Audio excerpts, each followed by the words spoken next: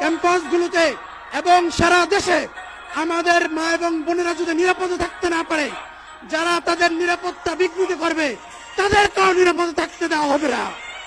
সারা দেশে আমাদের নারীদের উপর, ক্যাম্পাসগুলোতে আমাদের বড়দের উপর ডাকসু সহ রাকসু চাকসু জাকসুতে যে সমস্ত নারী নেত্রীরা নির্বাচিত হয়েছেন, তাদের মধ্যে বেশিরভাগ নারী নেত্রীদেরকে তারা কুরুচিপূর্ণ, অশ্লীল, সাইবার বুলিং, হ্যারাসমেন্ট, স্টার্টশেমিং সহ এমন কোন হেন কার্যক্রম নাই যা তারা করছে না।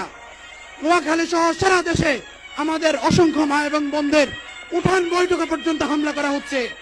আমরা বলছি, নির্বাচন আমাদের কাছে গুরুত্বপূর্ণ, রাজনীতি আমাদের কাছে গুরুত্বপূর্ণ, তবে সবার আগে আমাদের মা এবং বোনেদের ইজ্জত এবং আগ্রহ আমাদের কাছে তার চাইতে বেশি গুরুত্বপূর্ণ।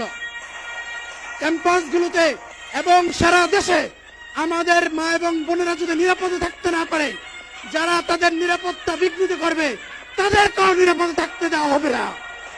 বিএনপিকে নতুন বাংলাদেশে আওয়ামী লীগ হইতে দেওয়া হবে না। ছাত্রদলকে ক্যাম্পাসগুলোতে ছাত্রলীগের ভূমিকা পালন করতে দেওয়া হবে না।